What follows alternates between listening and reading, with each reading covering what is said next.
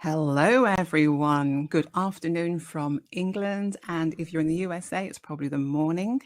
Thank you so much for joining the room. Just going to wait for other people to join, but I can see you all in the audience there. All my favorite people already. Camille, Jack, Shanae, Steve, Nassim, Adrian, Terence, Isabel. Need I go on? Peter, I can see you too. So thank you so much for joining me today. Today is going to be taking a deeper dive into the world of emotional intelligence. And if I can, try to avoid using the word emotional intelligence. That's something which I'm going to struggle to do. But one of my thoughts this week has been that the word emotional intelligence might be confusing people. And during all my research, when I was actually looking at emotional intelligence as a word, I got more and more confused and more annoyed. So I reached out to a couple of friends this week who are involved in training just to get a handle on whether I was making this up or not. I sort of said to them, this word emotional intelligence and all the other jargon that's thrown around, does it make any sense? And they were very honest with me. They said, no, Joy, it doesn't. And I thought, thank you, thank you. So I'm not going crazy. So I think that language should never cover up the simplicity in life. If we're using language and we don't understand it, I want you to question, is it really useful? So looking at emotional intelligence as a word, perhaps we should be moving towards finding another way of describing it. So for me today, the room is really all about the essence of what the word emotional intelligence encompasses, and that is self-awareness.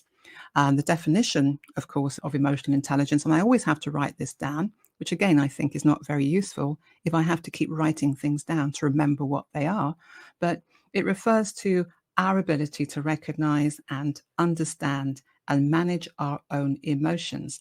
And within that, we're also meant to be able to do that for other people, meant to be able to look at other people and be able to recognize and manage theirs. So that's a big ask, isn't it? Because the thing is, we have to come back to understanding, are we doing a good job of doing that for ourselves? So within all of that, we want to recognize that also, we want to analyze our thinking, we want to look at our behaviors, and we want to look at our feelings. And it's all about relationships. Are we managing to have good relationships with other people because we understand ourselves? So thank you guys for joining me today. My name is Joy Langley, and I'm a stress management coach and also a therapist. And I'm looking at soft skills and also working with clients on soft skills, because that's the thing that we do all need to become better human beings, is to develop these skills, develop this area of self-awareness, but first of all, understand who we are. So guys, I don't know how you're feeling this morning. If you're feeling in a good place, give me a thumbs up, give me a heart, just make me feel as though you are actually there and you're with me. So that will, oh, thank you guys. You know the game, don't you guys? Thank you so much. Oh, I feel the love in the room. Yes, thank you so much. So today's lesson and today's session is all about self-awareness. Do we have it? Why do we have it? How can we develop it? And while we're in the room, I'm going to be asking you to share the room with your friends. There might be people that you know that could definitely benefit from sharpening their self-awareness and perhaps understanding a little bit more about it. And the way in which you do that is to just hit the three dots at the top of this box, and it will share the page, and then you can share it and on your own page and invite people. And the more the merrier. That's what I say, the more the merrier. So, right, this whole thing about emotional intelligence and trying to avoid it and use something else, I'm going to come back to the word self-awareness quite a few times today. And I'm going to talk you through the basics. Then I'm going to take a little bit of a look at, I would say, childhood development, because childhood development is where we start to develop that kind of skill. Give you a little bit of insight into some therapeutic tools that I do use. One of them is the iceberg principle, very interesting one. And also the one where we look at looking at how you can become more aware of who you are. How do you develop that own self-knowledge? I'm going to then probably share a little story, because I like to find a little story just to get us into the mode of that storytelling place where we absorb information really, really quickly. And then I think I'll just finish with some creative ways of becoming more self-aware. And of course, I'll invite you all to share this too and to talk to me. So we're ready to go, guys. Let's go, let's go, let's go. Now, I was looking at the idea of just starting with a little story to get you in that space of just chilling out. So imagine us being human beings, fair enough, but we could be considered to be a winding stream. Imagine a gentle blue river just winding down the mountainside, flowing as it does. It changes and it adapts to its surroundings. So the river is kind of a representation of human beings too, because as we go through life, it's full of twists and turns, and there are challenges and there are also triumphs to overcome. And I always say human beings are a bit like diamonds. We're kind of rough diamonds, we're just being shaped as we go through life. So this river, not only is it shaping the landscape as it goes down the mountainside, it's also being shaped by the landscape. So that's kind of like life shapes us too, but we also are able to have an impact on life. And we have to remember that we were once children. So I'm looking at this idea of, is emotional intelligence, and I said the word ding, that's another cross for me, isn't it? This whole thing about awareness, is it something that we've always had? Or is it something that we have to acquire? Now, I'd like to say that it's something that we do have, and it's something that we develop as we go through life. And depending on our life experiences, some people are better at this whole area of emotional awareness than others. And other ways in which emotional intelligence has been described, it can be described as interpersonal skills. It can be described as social skills, or simply just people skills, or communication skills. And as I was saying at the beginning, I spoke to a couple of trainers and they really said to me, the Joy, it's just about people skills. What else can it be? So I'm getting lots of confirmation that perhaps the word emotional intelligence is something which we're all using, but a lot of people do not necessarily understand it. And even the trainers are breaking it down into simple things that people can understand. So I'm using the word soft skills a lot more, not because the skills are easy to learn, but because it's something which is not technical. We don't learn it and get a certificate in it. It's a very personal thing that we're doing and it belongs to us. So the story of the river winding down the mountainside and being shaped by the experiences, which can be the landscape, but also we have an impact on the landscape too. So that's where I'm going to be, guys. I want you to keep thinking that, yeah, this thing about emotional intelligence, am I confused by it? Or do I think I understand it? And perhaps I'll take a bit of a straw poll with the people that are in the room. If you think you have a clear understanding of emotional intelligence, if you want to call it that, or your own personal self-awareness, give me the thumbs up. I would like to just get a sense of that. Right, so we've got some people saying yes, that's great. Few, lovely, great, guys. Okay, well, the other people who haven't put their thumbs up, great. I love the honesty, and perhaps it might be a combination of both. Perhaps we do know a certain amount about ourselves, but there's a lot that's hidden. And that is a bit like the iceberg as well. 1/10 of it above is seen and 9/10 below it we cannot see. Right, so I would like to talk about this journey through life that we do. And before I do remember to share the room with your friends. If you think this is something that they might benefit from, there are 3 dots just at the top of the box. Do that and you can invite them in and we can have some fun as well. And remember that this is going to be a different way of looking at how you learn about yourself, how you understand what's happening to you, whether it's important, and some of the skills that you can take on board. So let me just remind you that as a child, you did start to learn things. Now, for those of us who probably remember or don't remember being toddlers, we felt like we were the center of the universe. And for all of us who've had children, got children, Children do feel like that. And it's like watching a series of TV shows as we go through life. And the first one is called the Me, Me, Me show. That's the toddler, that's the baby who really thinks it's the center of the universe. Now, one of the first, I think, skills that that child has to learn, which means it's becoming self aware, is how to get attention. And they cry. Babies cry, don't they? And as a mum or as a dad, you'll probably recognize when your children are just pretending to cry or when they really are suffering, whether they're hungry or hurt. There are different types of crying, but children learn that. So that might be the first lesson that you have in self-awareness. I don't know if you agree or disagree with me, guys. Give me the thumbs up if you think that might be the case. Is that the first lesson that children learn about self-awareness? Because they're learning about themselves and they're learning how they relate to other people. So yeah, that's great. And Diane, that was lovely of you to put your hand up there. You ended up on the stage almost, Diane. But I'll get you next time. Don't worry.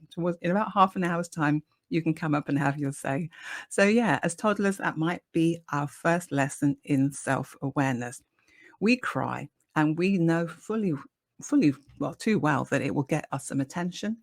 And it tells the other person that we're hungry, that we're wet, we're tired, or we just want some attention. Right. So the second story, the second TV show that we're going to move on to, which is again taking us through life, is called Mirror, Mirror on the Wall. Yes, because as we grow older, we begin to realize that we exist in our own selves. Because before that, and I think I might have said it before, that children do seriously believe they're attached to everything around them. I am it and it is me. And if we were to get into a very sort of kind of spiritual talk, that might well be true. But children haven't separated themselves mentally from other people. And then you show them a mirror. And just like showing pets a mirror, a dog or a cat a mirror, that gets very, very confusing. But they begin to recognize that that thing staring back at them is somebody and it's them. And they start pulling faces and it's quite funny and it makes us laugh. But this is their first, well, let's say their second experience then of this self-awareness game. And it's the power that facial expressions do have an impact on them, and they also have an impact on other people. And again, I think that's where we begin to learn all of our social cues. We understand about facial expressions. So, yes, I would say that there are lots of things we're beginning to learn. Still quite a lot that we don't know, still quite a lot of blind spots that we don't recognize. Now, the third TV show that I want us to move on to is called The Copycat Chronicles. And this is where we begin to mimic our parents or our sisters and brothers or friends. And we understand that we begin to, well, we do notice that we play a certain role within our family. And there's lots of research, sometimes about younger children, middle children, older children, and the kind of personas that they take on because of their position in the family. But you do begin to just copy people around you. And it can be a good way of just learning about human beings, about how to belong and how to connect. So that's an interesting one. And then the fourth TV show we might pass through is called the Emotion Potion. Now, the Emotion Potion is just acknowledging that we begin to recognize the power of our emotions. I know that we've been learning that all along, but perhaps we haven't been that totally aware of it. And we can identify them, and we can identify when they are ours and when they are somebody else's. And, we also know that sometimes that tantrum that we used to throw when we were younger doesn't seem to work anymore. It doesn't win us friends or influence people. It just doesn't. It does the opposite. So we're beginning to take on board some more sort of grown up ideas about this is my emotion. I have to learn to manage it. And actually, it's quite critical for social success and to influence and to persuade people. I'm sure a child doesn't think all of those large words, but they do it. And children are very good at playing human beings. I mean, they know how to wrap us around their little finger. I remember that very, very well. So those are a couple of the shows that we can go through in terms of helping you to understand awareness. How does it fit into life? Have I always been able to do this?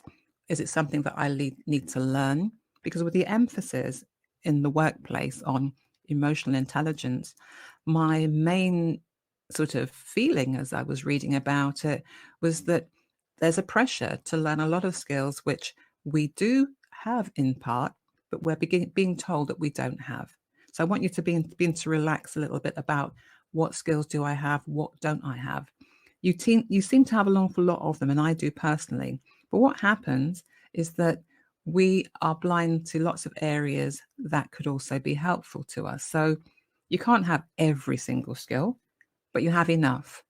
And I think when you're looking at your professional place, which ones do I need to help me to do this job properly? And on that note, I just want to say that if you want to find out more about your blind spots, just book a session with me, book a call with me, and we can analyze some of these soft skills that you have, work out where you are, and also work out what you need for your job. So just, DM me, blind spot checker, whatever you want to put down, soft skill checker, and we can take it from there. So I hope that this is interesting so far. I've got a couple more areas of life that we can go through. If you're interested in it, great, getting some hearts, that's good. I should definitely keep going then. And remember to share the room, guys. Use the 3 dots at the top and you can invite some of your colleagues along. That would be lovely. Now, one of the other TV shows that we could say that happens in life as we're learning all of this awareness is the blame game. So this is where we have to learn to start taking responsibility for our actions. And I don't know if you remember when you were younger or you had children, when they've done something wrong, they try to blame somebody else. And I could say that they blame their imaginary friend, and their imaginary friend is called Bob. Now, there's no Bobs in the audience. I'm just going to double check, make sure. Yes, their imaginary friend Bob, that's who they tend to blame. So Bob gets in trouble for a lot of things, but we have to learn to take responsibility, don't we? So again, that whole awareness is that I have to recognize that I'm responsible for some of my actions. That's a good one to learn. The next one, the next TV show is called The Empathy Experiment. Yes, this is where we have so many friends and relatives around us, and beyond being totally selfish and being in this world and thinking it just belongs to us, we have to learn to pay attention to other people's feelings. So empathy is a word that means understanding, or at least trying to put ourselves in somebody else's shoes. We can never ever be somebody else, but we can imagine, use our imagination and think, ooh, what would it be like if that happened to me? And that is what the whole role of empathy is. So let's say if you took someone's toy, and you were just having messing about with it and you broke it, and then they burst into tears, you'd have to realize that you would feel exactly the same way if that happened to you. So empathy is a great thing. It's something that human beings need if they want to form good connections and build good relationships. So yes, that's a good one. Empathy is a good one to cotton on to. Now, the next 2 TV shows, not too many more to go. One is about the strengths and weaknesses. And that is really identifying what our strengths are and what we're good at, what we're not good at. And that's so that you can I would say not always be putting yourself down about the things that you can't do. If you want to learn them, go ahead and learn them. But playing to your strengths will build up your self-esteem. It'll also build up your competence and your ability to do that even more. So learn about your strengths, learn about your weaknesses, and perhaps we'll call them limitations. And also learning that other people have their skills and they also have their strengths and their limitations too. And the last part of the TV show, guys, is the great expectations. So we have to manage not only our own expectations, what we think we should do, ought to do, must do, but things that other people expect us to do as well. And when you get out there in the world of work, yeah, people do put a lot of expectations on you. But when you go into business, the expectations just go through the roof because we're expected to do everything. We feel that we ought to know everything. So our expectations can become very unrealistic. So this is why this awareness is about embracing everything that we are and understanding who we are. So we're going to be on this journey, guys. I'm going to give you a nice little exercise which you can begin to think about. Yes, do I really know myself? Because the big question is, who am I? And who am I is something which we have to build as we go through life. Right, guys, I hope that has made some sense, and just laying the foundations around awareness for you so that you can understand, oh, am I beginning to understand myself? Do I know anything about myself? Is it important to know it? Because if it's important to know it, then please stay in this audio room, because I'll be telling you some more. If you don't think it's important, then I'm not quite sure why you're listening to this. Perhaps you're hoping that it might make a difference to your life. I would say that the whole basis of good relationships is understanding who you are, first of all, and then it helps you to understand other people. So self-awareness is a big, big thing. It'll also help you to bring you a lot of happiness in life, as opposed to not having enough people around you who like, care and want to care, want to look after you. So rambling a bit there, guys, but I hope that is making sense. So I want to tell you a little bit about something called the iceberg principle. Now, we are like an iceberg. Human beings, we're like an iceberg. There's so much that we don't know about ourselves. And just like the iceberg, that 1/10 that's above the water, there's another 9/10 below it. So the top thing that you can see, let's say if we were looking at me, you're saying, oh, Joy, she has a voice. She sounds like this. Joy, she, lives in that place, or Joy, she does this. You'd be able to observe things about me just by virtue of not even knowing me for that long, but just perhaps being in this audio room. But what you might not be able to see are the other 9/10 of me, those parts of me under the water. So we got above the line stuff, things that we can see, and then below the line, things that we cannot see. And the things that you can't see about me perhaps are my attitudes. You might not be able to see any of my beliefs. You might not be able to spot any of my values or my perceptions. Those are the things that are hidden from the world. Sometimes they're hidden from me, and in your case, they could be hidden from you. So the things on the top surface are where you're going to be sharpening your own self-awareness, learning more about yourself, beginning to get to know yourself. I don't know how many of you manage to spend time by yourself, quiet time by yourself. I know that meditation is a big thing and spending time by yourself is a big thing, but it can still be really hard to be in a room by yourself with just silence for more than even 5 minutes. Could be a very, very long time for some people. And when I was younger, I just remember that being really, really hard. I spent a lot of my time out and about, having fun, having parties, because I didn't want to be at home thinking about the meaning of life and thinking about where I was going. It was far, far, far too stressful for me, and I didn't have any answers. But really, in order to get in touch with who you are, you do have to spend a bit more time with quiet and just sitting there and listening and contemplating and letting the thoughts pass through your mind like clouds, not doing anything with them, and then coming back to yourself. And those breaks are something which I do take throughout the day, and I would encourage you to do that too, just for your own sort of mental health and well-being. So going back to the iceberg, so this iceberg is an important thing just to help you to understand, who am I? How can I begin to work out, who I am and what other people are? And like I said, you will never understand who other people are until you understand yourself. So please just remember to share the room, guys. Would love to have more people come in and hear what I have to say on this important topic, I think, of awareness, because when we do understand ourselves, then we begin to understand other people. And this whole idea of emotional intelligence as a word, where the onus is on us to understand others, I think that's really quite difficult until you begin to know yourself.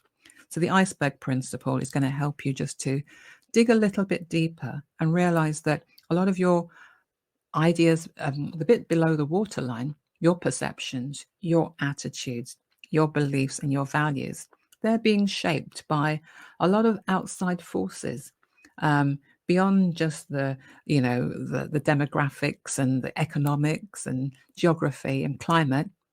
We've got other things like the media, which has, I think, the biggest impact on us without us realizing it.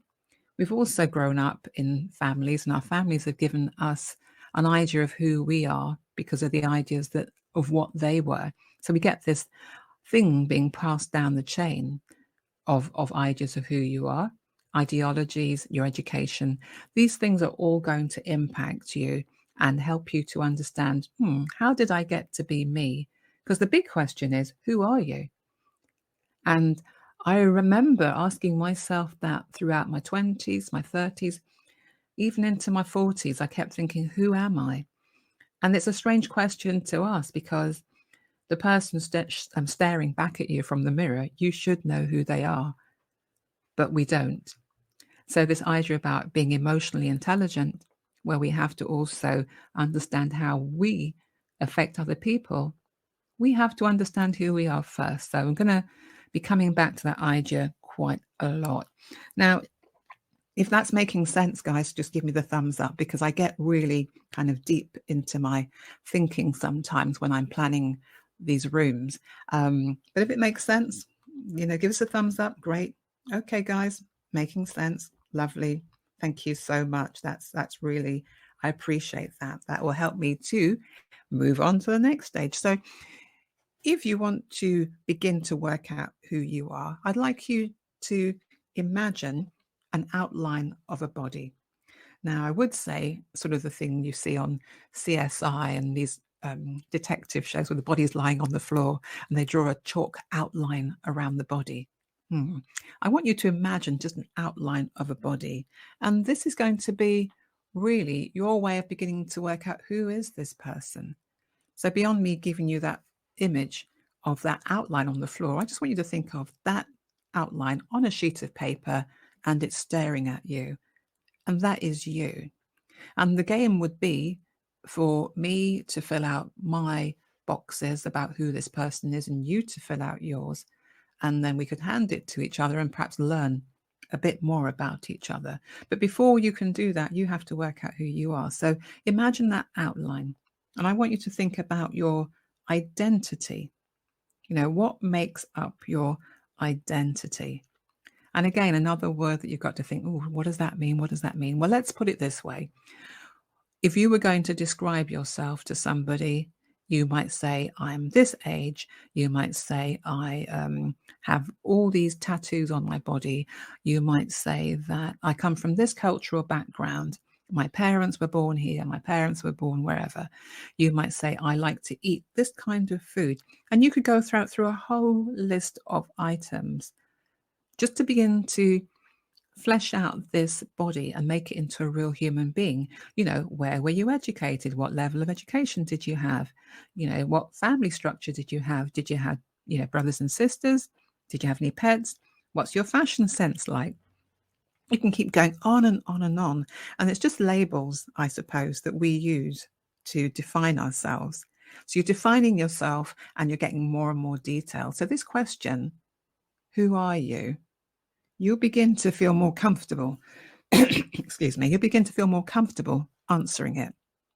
And you could just have these, 30 questions in front of you and you could just answer them. And then we'd be able to hand over our sheets of paper to each other. And if there are lots of us in the room, pardon me, my throat's a bit dodgy, but if we had lots of people in the room, we could hand the other person our sheet. And perhaps we could even play a game where we're trying to guess who that person is just from the description.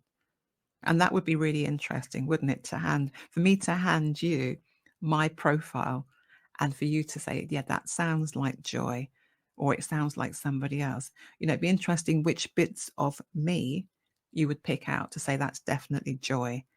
Some people might say it's my voice. I'll say, great, okay, it's definitely Joy. But it could well be my height. you might say, oh, that's definitely joy, or my ethnicity. So, there are lots of things you might be able to pick on to define me, and vice versa. So getting to know yourself is going to be really, really important, again, so you can have better relationships. Now, the other thing which you can also begin to use as a label to define yourself are your values and other personal traits. Now, values are just your rules for life, the things that you define, the way that you define yourself in terms of your leadership, how you want to go through the world. I might say that I am a honest person. I'm very patient. I'm very ambitious. And they might be 3 things that I use to guide me through life. So in business, it's always useful to, I suppose, remember what your values are. Because if you don't remember your values, you can stray away from them.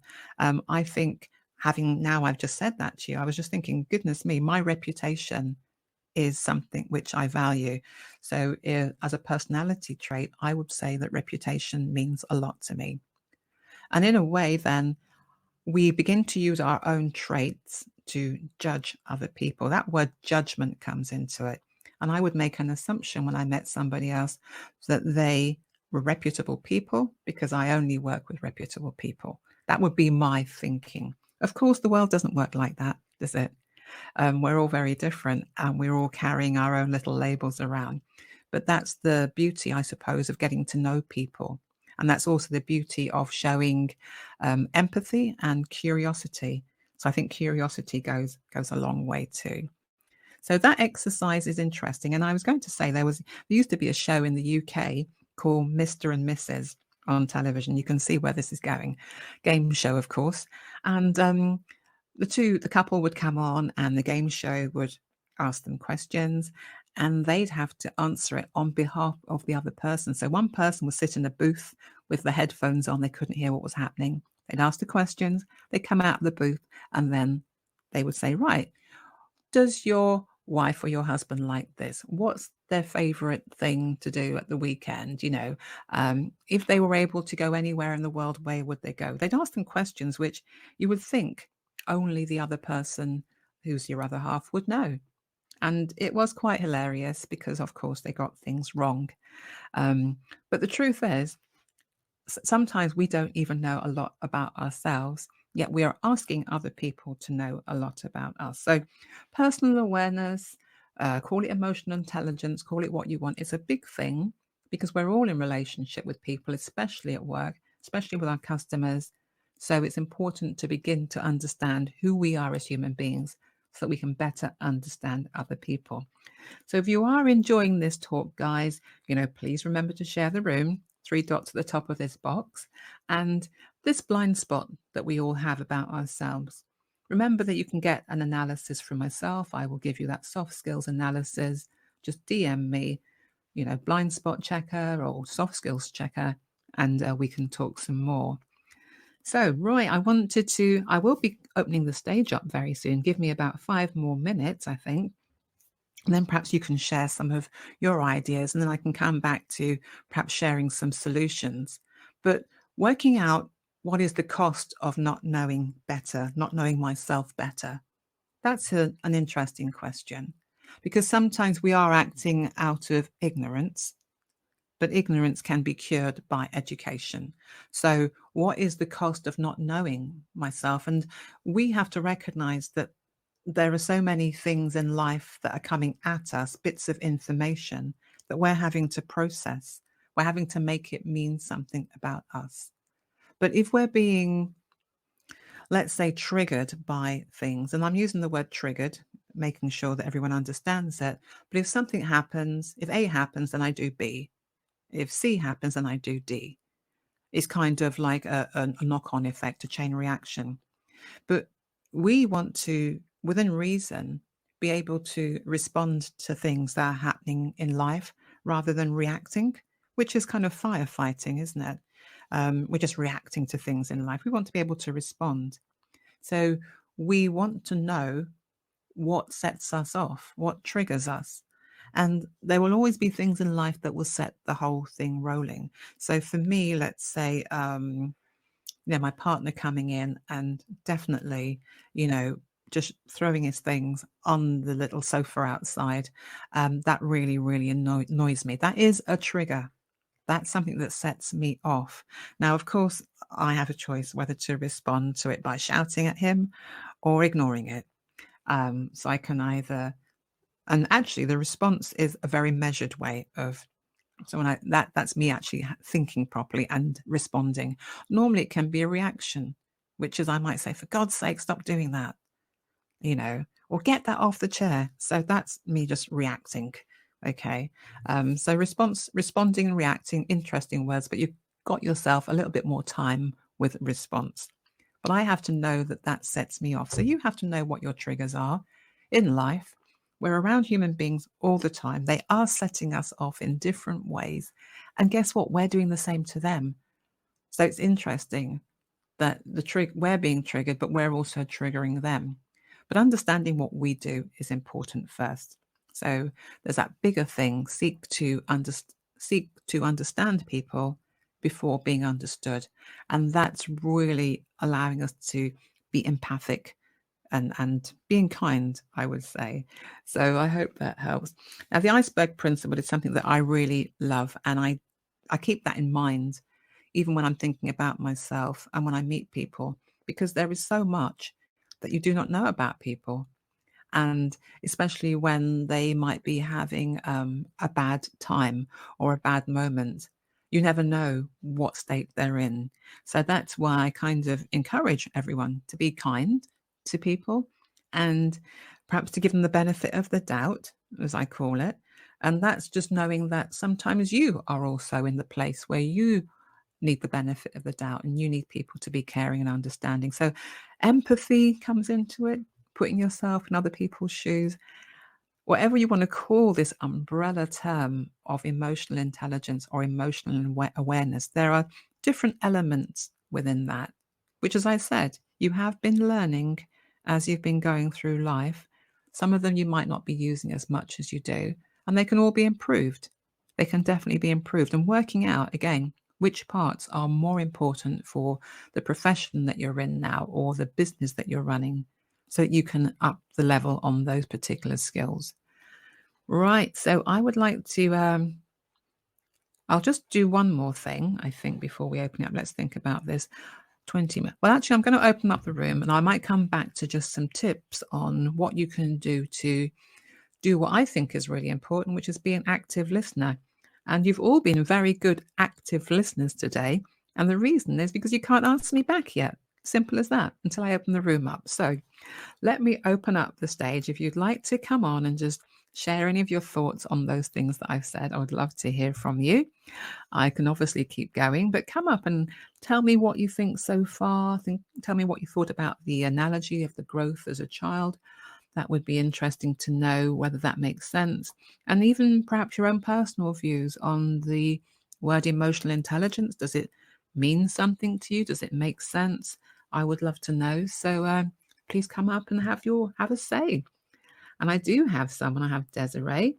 Desiree, I'm going to let you up onto the stage, and it's going to be absolute pleasure to speak to you. This is the first time I've spoken to you, Desiree. So lovely, lovely to meet you. If you just unmute yourself at the bottom right-hand corner.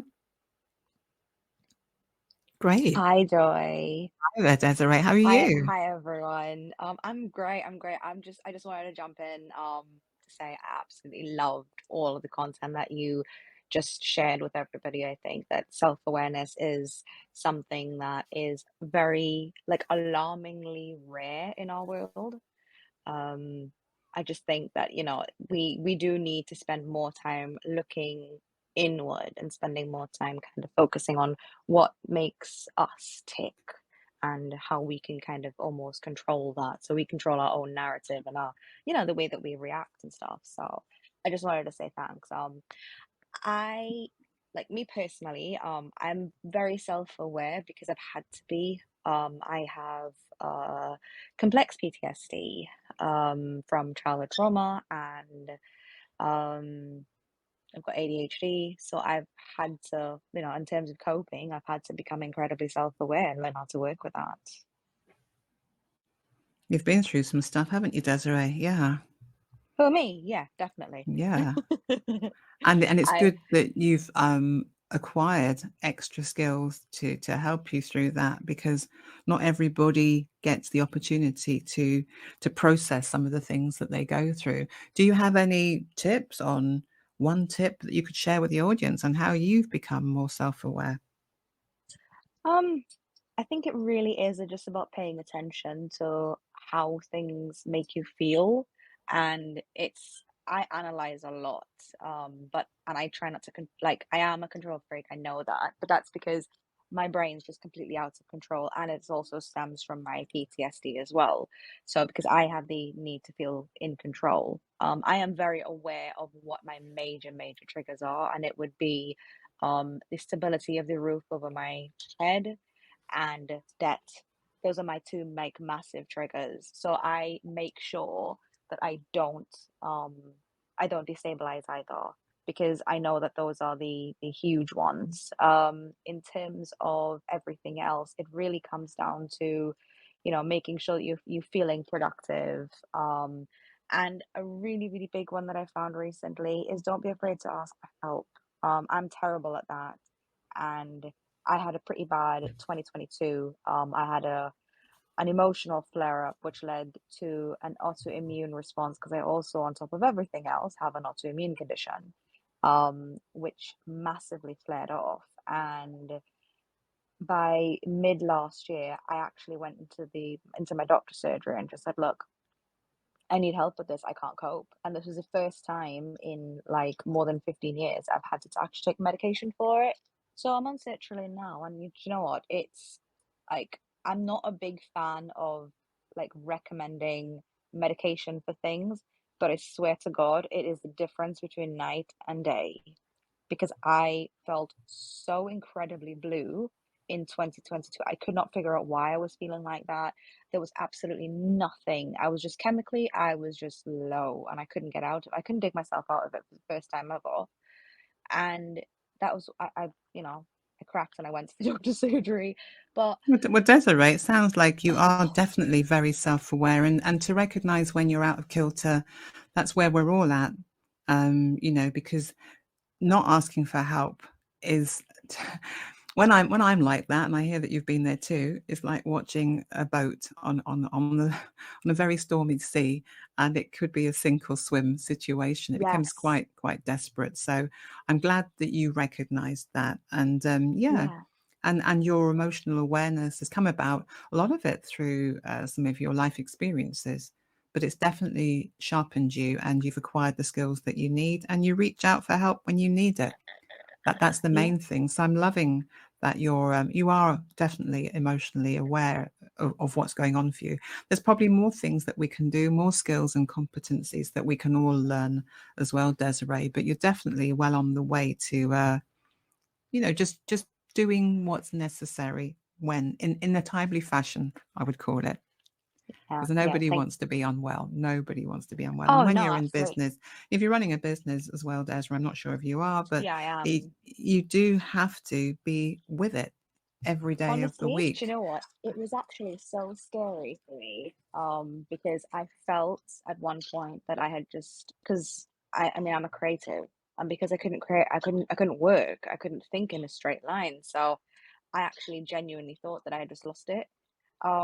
Like I lost my magic. I was like, oh my God, like what am I gonna do? How am I gonna live? How am I gonna survive? Because and obviously that sense of panic just kind of took over. But And that's a big thing, isn't it? yeah, That's like it it's is. like your main tool in life. If you're creative, you're absolutely right. It's coming up with ideas.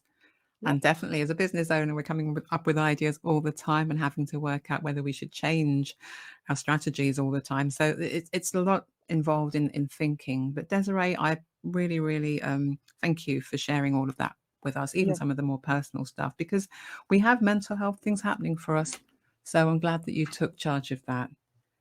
Yeah. Thank you And very much for Desiree, giving me an I will opportunity to share. definitely be talking to you at some point, and thank you so much. Really Oh yes, appreciate because that. I think we connected through Camille. And Ah. I've got and I've actually got a podcast called the Alpha Woman Podcast, which is launching next month. So I definitely You want to have go you on for it. it, Desiree. You So plug it. So you got a podcast called the what? What was that? the Alpha Woman Podcast. It's Alpha Woman. Oh yes, it's yes, totally making sense. I recognize it now. I shall be in yes, touch with you, Desiree, and I thank you so yeah. much for sharing that too. Okay, Alrighty, that's thank you so lovely. much for it. My Thank pleasure. you. So that was Desiree, and that was really, really lovely of Desiree to share that with us. We've got about 14-ish minutes left. I wanted to share some more tips, but I've got one more person who wants to come up on the stage, and I'm definitely going to open that up and just get you to have a chat with me. So, Pushpinder, I hope you're up on the stage there and unmute yourself. That'd be lovely. Bottom right. Hey Joy, hope you're doing Hi there. fine. How are Nishit, you? I'll go. I'm thankful. I'm always thankful. Hope the same for you. If you want to go ahead and share more of your perspectives, then I'm all ears. I'll go down. No problem. I was like you had shared all your perspectives, so that is why I had come up here. If you would like to speak more further, I'll go down. No problem. Well, Pushpinder, now you're up on the stage, okay? I want to ask you one question. What thing has been let's say strategy or tactic or exercise has been the biggest thing in sharpening your self-awareness? Just one.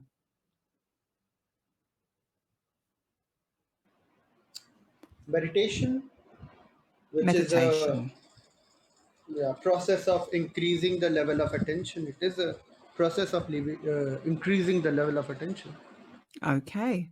So that's a good one. And that does come up an awful lot. And meditation, again, that's, Pushpinder is recommending that, taking time out, clearing your mind, dare I say, or at least spending lots of me time is a good way of becoming aware of yourself. Pushpinder, I'm going to put you back in the audience because I just want to spend another 10 minutes just explaining some of the solutions that I have. But lovely to hear from you and always nice to see you. I've not spoken to you before, but I have seen you in other audio rooms. So thank you very much for doing that and coming up on the stage and sharing it. I've got Mary Jane waiting to come up, but Mary, I'm just going to keep you in that little waiting bit for a bit longer. So I'd like to just share some of the solutions that I think are going to be creative ways of expanding your awareness. And these are quite funny ones. I love them. I came across them and I thought, yes, I'm going to definitely share some of these ideas. You could try just being somebody else. Let's call it the identity dance or the identity mirror. You can stand in front of the mirror and just imagine yourself being a different person, or you can just use your imagination. Sometimes we can just, when things are happening, we can think, what would it be like to be this person? What would it be like to be, I don't know, Oprah Winfrey? What would I do? How would I behave? And that can help you to think about the personalities, traits you want to take on board, the identity shift that you might want to make to be in that space. What would I need to be? How could I be? So observing yourself and putting yourself in somebody else's shoes is a very interesting way as a exercise. The one that I also like is understanding emotions. That's a really huge one. We think we understand emotions, but we don't. So if you had a group of friends around you, instead of playing a normal game of charades where you try and guess, I don't know, the TV show or a character, you can actually act out an emotion. And why not? You could work out if someone can get the emotion right. So you pretend to be one thing and see if people get it right. And again, this just helps you to work out the emotional cues that we get from the world all of the time. Remember, we're taking stuff in from our world. We're observing people. We think we understand body language, which is a huge part of communication. We think that communication is all about words, but I know that it's like 80%, it's a really high percentage, which is actually just about body language, the way that our mouth turns up, the way that our skin might get a bit flushed, the fixed state of our faces or our eyes. There's lots of things that human beings are picking up on around body language, which are telling people about us. And we're also leaking out information about us too. I'm sure you've seen the TV programs where people are very, very good at reading our micro, they call them aggressions, but micro movements or microfacial movements that we have. And they can work out whether we're lying, whether we're telling the truth. Really, really interesting skill. I haven't got that myself, but I've got some good body language things that I like to watch out for. So that's an interesting one. The one that I think we could, which would be an interesting one actually. What would it be like to be an eavesdropper in a crowded room, or in the supermarket? You know, you're just walking around and you always sort of hear other people's conversations, don't you? And you gain so much insight into how they might be feeling and what might be motivating them. So you can just be more curious about other people. And I do like listening to other conversations. People tend to speak quite loudly in public, so you don't have a choice. But you do begin to get a measure of who are they? What do they think? You know, would they make a good friend? What's motivating them right now? So that's one thing that you could definitely do. I also like the idea of being the complimenter. So compliment challenge. You know, what would it be like for you to compliment people all day? You know, find something nice to say about them and say it. And just recognize how that makes you feel, how that makes them feel. These are just tiny exercises that I think are going to help us to, as I would say, step into somebody else's shoes, because that is an interesting thing that we do need to do. We can't mind read. So I just have to remind you, even though I think I'm a good mind reader, I'm not a mind reader. But what I'm probably doing is picking up on a lot of social, like a lot of physical cues from people. So that's the truth. But I do think I'm a mind reader, but I have to remind myself that I'm not. So the complimenting people, that's a lovely one, I think. Those were some interesting ones that I found. And the last thing that I wanted to say was around active listening. We talk about being an active listener. We don't know the blind spots that we've got. We definitely don't know that. And I would say that I am a good active listener, but you might say, well, Joy, you're not. So I would take that on board and I'd say, okay, what do you see in me that I can't see? So that's something that other human beings are very good at doing for us. They shine a light on what's happening for us. And as I said, in that blind spot checker, what I do is analyze really some of the soft skills that you have, some of the ones that you think you might need to improve your profession or to improve your business. Because really, if we have a strong mind, we do have the strong business. That's my motto for life, really. It just makes total sense.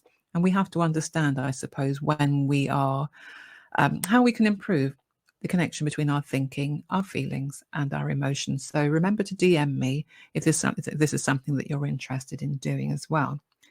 Right, so let's get through some things that you can definitely do to become a better active listener.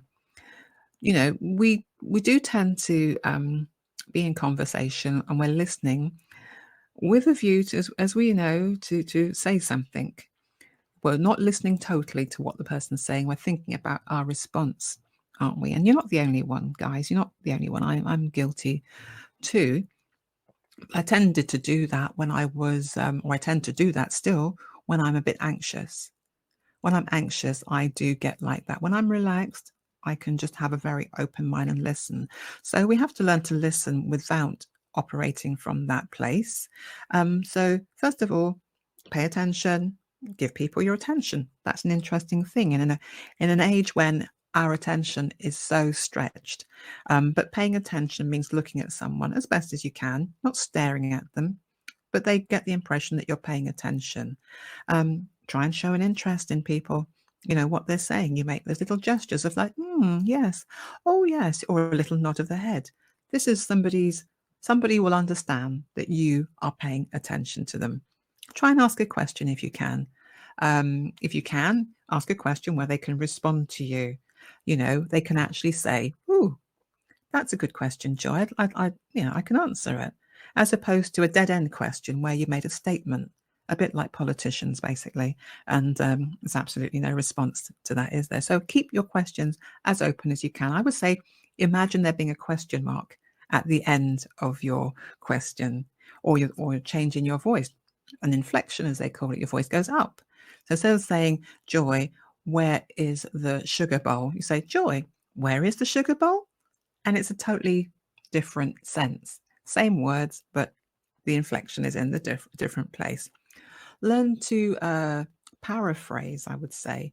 The first thing with listening and helping someone to feel understood is that you give an idea that you got what they said. So paraphrasing is interesting. You can either repeat what someone said back to you almost identically. People don't necessarily spot that. It just sounds like their own voice, and they're actually quite surprised, and they respond very, very well. Or you can learn to paraphrase it. So you can say, well, I think you're trying to say this, because again, that's you trying to make sense of something. So paraphrasing is interesting. Also, empathizing. As I said, imagine what it would feel like if that were happening to you.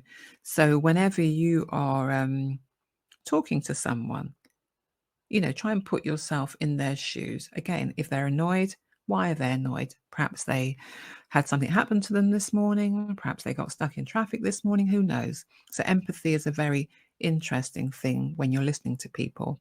And it is just trying to understand their emotions. You can never be them. So I just want to make that very clear. You can never be that person, but you can imagine what it will be like to be them. And learn to summarize things too. I must admit, I'm reasonably good at summarizing. I have to summarize because I haven't got notes in front of me a lot of the time. And that would be a very clear sign to someone that you were paying attention, that, hey, you were listening to me. You heard me right at the beginning when I said that. And it's, yes, I did hear you. And all of this is about helping you to form connections and make good bonds with people and good connections in life. Human beings are designed to be around each other. We can't help it, whether you like them or you love them. Like them, hate them, love them, I don't know, whichever way round. Human beings are in relationship all the time. So learning some of the skills that help you to be in relationship with other human beings is a good idea. But first of all, learn about yourself. That's an amazing place to get to in life. I know it's not always comfortable, but you can always trust other people that trust. Let me put it this way. People that you trust in life can be used as a mirror. So sometimes an exercise, which is a very challenging one in a way, is asking someone, okay, what do you think of me? I mean, what do you think are my best qualities? What are my worst qualities? And what do you like about me? What do you not like about me? Because that's the only way you're going to grow. And as I said, those blind spots, they're real. There's a lot of stuff that I still don't know about me that my partner points out to me. So the blind spots are there, but other people are your mirror and they help you to see what's going on for you. So I do hope that has certainly helped. I've got Mary Jane. You might let you up there just for 1 minute, Mary, just to see what you have to say. Still got your hand up. So let's get you up there. So Mary, are you there? Hello there. Hi there. How are you? Here. How are you doing? I don't know if I've been with you, Joy, but you are a joy, joy, joy. And I'm going to tell you why. I am in a spiritual awakening. I'm a retired 911 police dispatcher. I think I've been with this group before. Last week, maybe? I don't know. But the Lord put it in my heart to press, because I'm not very good at technology. And I don't know how I got here, but I'm here. Well, I'm glad you're here, Mary. I'm very, very glad you're here. So in terms of awareness, and going through life and becoming more and more aware of yourself, where would you say you're on your journey? Are you like... I'm in a spiritual awakening, meaning I need to awaken the world. So I'm a good listener. I've been a listener since 20-year career 911. I had to be. So I had to use psychology. I had to use reverse psychology, when I had to save people for suicide, and those that I couldn't save, I couldn't. Of course not. That's the type of job it is. But it sounds like then you were given the training as well within that job to help you to be a... No? No, there was Seriously? no training. Seriously, Wow. 1971, when I was 21 years old, the basic training was learning the penal code. They didn't tell you, and Okay. they just wanted you to basically, have you ever had any experience with the public, with people's complaints? And I said, oh yeah, PG&E. They complained about their service being shut off, and they were not happy.